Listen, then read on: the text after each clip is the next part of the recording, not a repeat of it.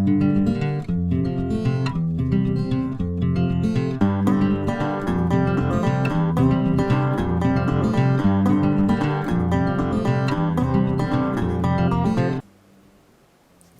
and welcome to Warhammer Joey with me, Joey, and today's episode we're going to take a look into, I guess, some of my earlier style of videos where I talk about a lot of do's and don'ts and instructional things of how I learn how to do things in regards to pretty much anything to do with the hobby, be it painting, playing, or even very, very occasionally building. So this video is kind of, I'm going to make a playlist of a how to start to finish when you buy your model to the finished product of whatever standard you want it to be at. I've already done quite a few odds and sods videos like do's and don'ts with painting, a few tips on bases, you know, how to play the game, but I never really started from the very beginning. I think video number 5 I did was building Treekin, but I think I should talk about building in general and just the general prepping of a miniature, because they come in all different shapes and sizes, and sometimes it's really difficult to use just a generic guide for, you know, different style of models. Some are very delicate, some are really bulky. So I'm just going to talk you through a little bit of advice that I've learnt myself, and I've asked you guys on Facebook, you know, what have you learnt to do when prepping your model? Because even if you've been doing miniatures for years and years, everyone generally has their own style and guide to doing it. So even if you know what you're doing, have a look, you may learn something new. But I've got some stuff here, a setup of what the different styles of miniatures that you can purchase and what to do with them. So are we ready for step number 1? Okay, so for our general troopy kind of guys, and here you'll often get either, if they're not on sprues, they're in individual pieces. So our Titan Forge guys pretty much have the torso assembled, then the heads are separate, as are arms and limbs and wings and stuff in this case, and some general accessories. But they put theirs in a bag like this, and they're generally quite well protected, and then you assemble the pieces together.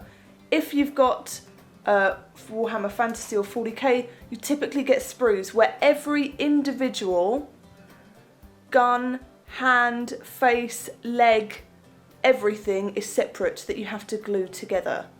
To do this, you will need to cut every piece off of the sprue, and you'll need a pair of clippers, not clippers with your hands, actual clippers like this, and then you'll get all of the pieces off. It won't be the smoothest, so you'll need some files similar to this, and they come in all shapes and sizes, rounded, so you don't just get a flat line.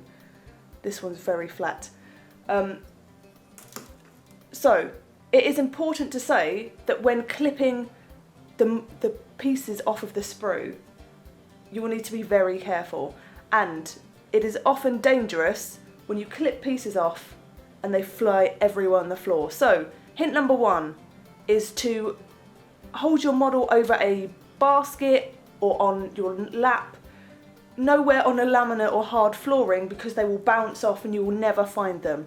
So have a bowl or a pot and clip your models carefully into that pot so you don't lose any of the pieces, because it can be quite important, as I learnt with one of these guys, and I was missing a hand. So once we get all of our pieces out or off of the sprues, and then I tend to line them up as to how they're meant to be, so I know I've got all of the pieces that I need, and on a darker surface than my white table, so I can see what's happening. It's still not time to glue yet. First we have to look at our models very carefully, because I will use this big guy as a demonstration as to what you possibly need to do to prep your model beforehand. So this guy, all very awesome and gruesome. Some fantastic detail on his face, nicely done Ichiban. However, we have a moulding line, and this is very, very common. These moulding lines will show up when you paint, so you need to get rid of them with a file. It doesn't take a lot of pressure, and you certainly don't want to go over it too roughly, but all you need to do is gently file over it until it blends in with the smoother flat surface. So I'll give it a go here.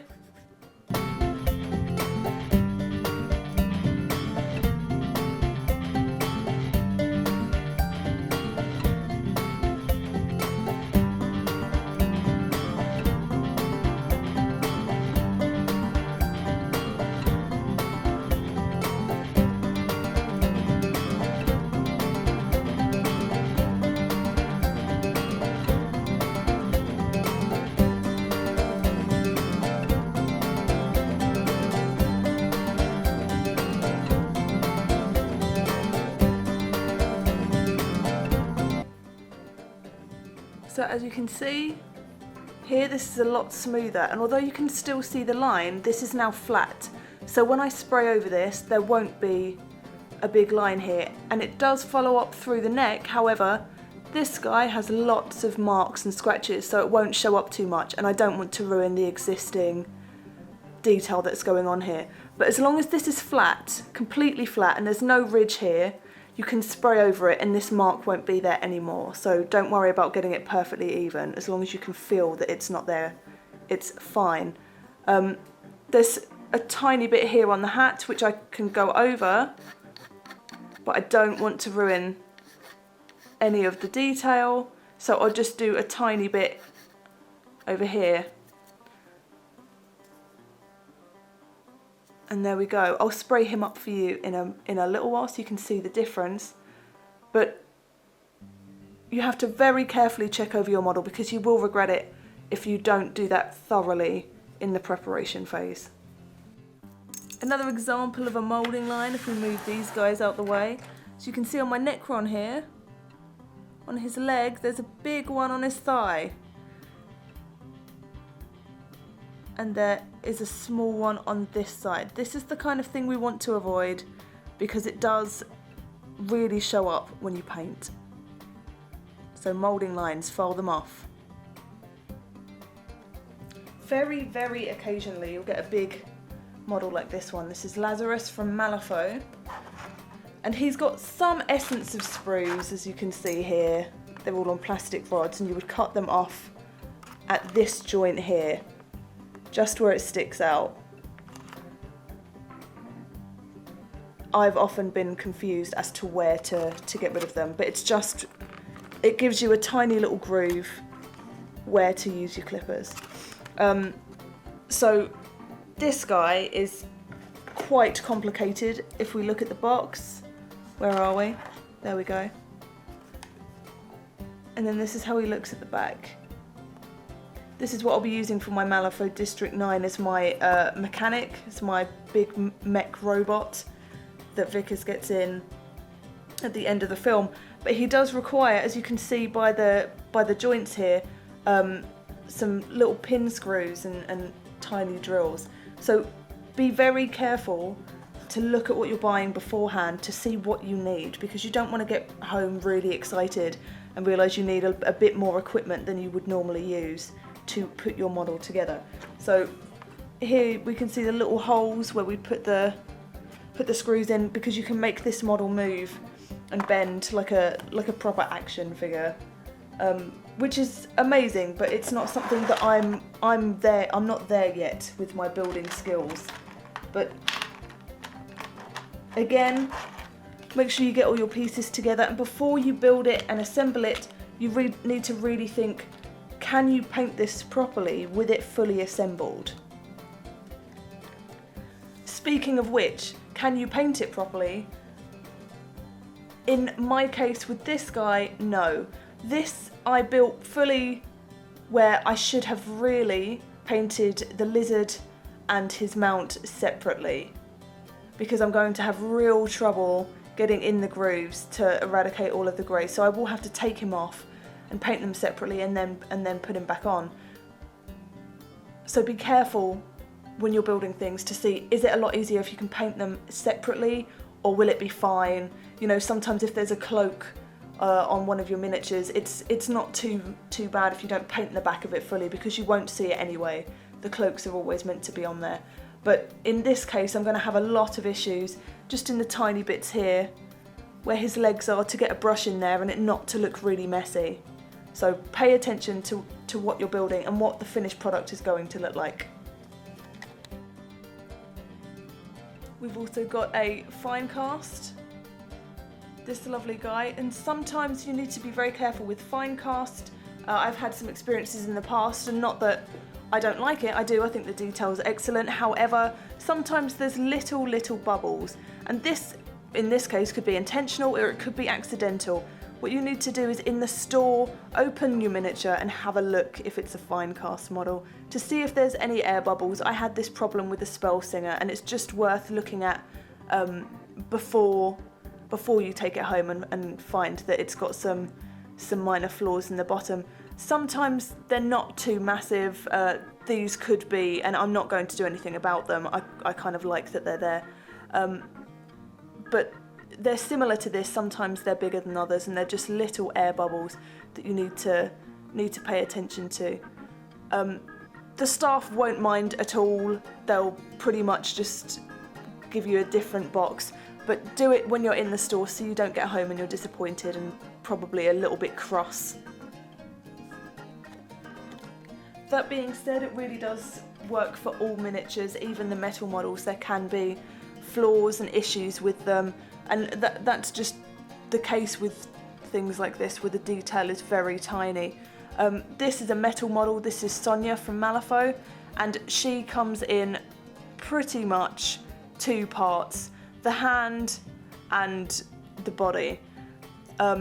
With metal, you need to be very careful of soft and bendiness.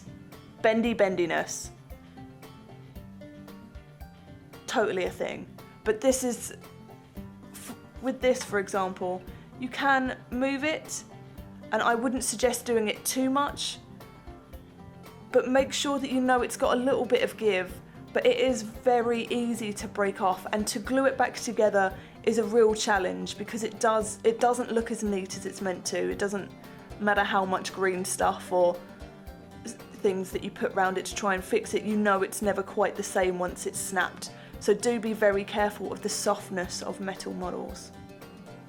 Okay, now we've got all of our bits together. We've checked our models in the store, or as soon as we've opened them for any imperfections or things that we're not happy with. We've taken them out, we've put them as they're meant to be, we've got them off their sprues, we've aligned them if you want to, and we're happy. We've done some moulding lines, and now we're getting ready for the gluing factor. But first, one final thing that I think that is necessary for all miniatures is to wash them. Give them a clean.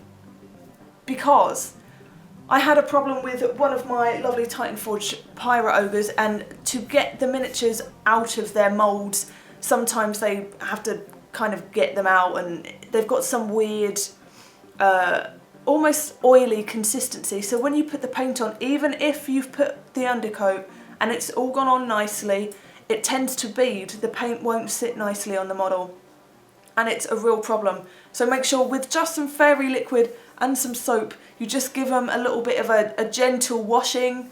Let them dry naturally, don't dab them too much in case they're metal, and as I said, soft and squishy and can snap and things.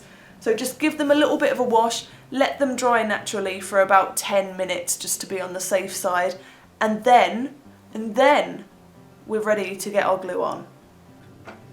Place the miniatures in lukewarm water. As you can see here, this is kind of what I'm talking about. There's this shiny aspect to the miniature, and this is what's going to cause you problems. So you just want to give it a quick wash with some soapy water and we'll get it off.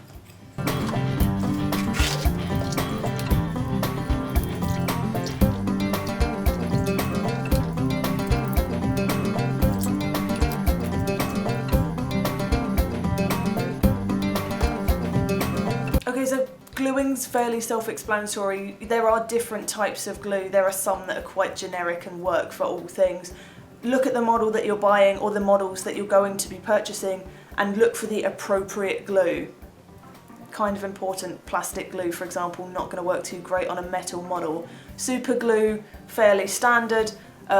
Green stuff, a lot of things to hold it in place as well as glue. So there's a lot of options. The safer you want your model to be in transit, if you're a bit of a tournament player. You can pin models as well. I do a bit of a guide to pinning. I'll put that in the description. But make sure that you get everything necessary to put your model together, because you don't want to find that you've got a metal model and you've only got plastic glue. It's an awkward moment for everyone. Okay, so finally, we've glued. We've got our miniatures together. Moulding lines are gone, eradicated. It's washed and it's ready for a spray. Spraying is and isn't as easy as it seems. There are certain things that you need to take into consideration. Do not spray inside. Don't do it. I now live in the top floor flat, so sometimes it's a bit of a hassle to go outside, but it is necessary. Do take your models outside and spray them. There's different colours, of course, there's different brands of undercoat that you want to use, but as long as you've made sure that your model's clean and it's not got any of that plastic resiny stuff that's going to make the paint bead up and not sit properly, you should be fine to use whatever undercoat you want to and whatever colour. I generally go for white because I want my colours to be quite bold, unless I'm doing a tree or something, and I'll use black. But yes, outside, and this is why I have my cardboard box. You can use one in the shape of kind of flat on the surface so they're sitting on it. You can have it like this, so it's like that, and the models can sit here. That's usually the better way to go, so you can turn them around properly and nothing's getting too badly on the floor. But take them outside and give them a spray. Spraying your model. It is very important to use your spray. I've got this one, the Citadel white spray, and you have to be a good distance away from it. You cannot spray too close to your model because you will lose all of the detail. So, my hand is quite a distance. I'm spraying from up high. And it's very, very carefully just changing the miniature. I won't lose any detail this way. I'm going to do it in slow progress. Here we go. Here's how he's looking. You can see all of the detail quite nicely on the gun, and it's really, really light. It's still quite grey on the gun. And his back's not done at all. So once he's dry, then you do the other side, and try to do it from different angles, but give it a good 5 to 10 minutes in between each spray, so you don't get fingerprint marks, because that will show up when you paint. So do leave it. Make sure it's not too windy, so your models are going to fly off everywhere when they're outside. And then give them a spray from each side. Front, back, each side, and from above. Weather conditions. I know it might seem like an odd thing to take into consideration, but if you're in England, which is kind of unpredictable, you need to bear in mind you cannot spray anything in the rain, which is about 80% of the time. So pick your spray days wisely. Don't do it in humid weather, because what will happen is it will go patchy and blotchy, and tiny little bubbles will appear in the spray. So if it's very humid weather for you lucky hot country dwellers, then be careful of humidity, because you'll get bubbling and it won't be very good. And general dampness in the air is bad for spraying. So do be careful what kind of day you're using. And a windy day, I think it's safe to say, try not to spray paint your tiny, fragile miniatures on the windiest day of the year, because you'll probably lose them to nature. I'm truly sorry for your loss. So there's my hints and tips and a general guide for beginners if you're assembling and putting together all different kinds of models. So I did ask on Facebook what you had experience with putting models together and even gluing, just the general assembly and preparation for a miniature. So here are some tips from some of you guys. So Matthew Davis says, if a model is very complex in design, for example a Chaos Warpsmith, it's better to assemble in sections instead of fully. It means you can get the nooks and crannies and it's easier and neater, and make sure to remove those mould lines. Very true.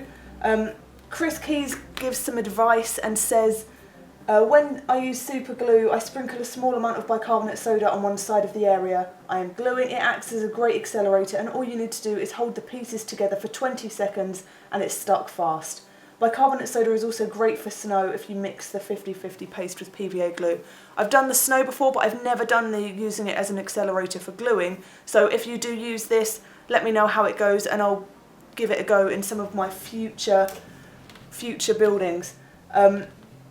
Thomas says metal jewellery files, clippers and saws, no more than size 17 blades on the saw.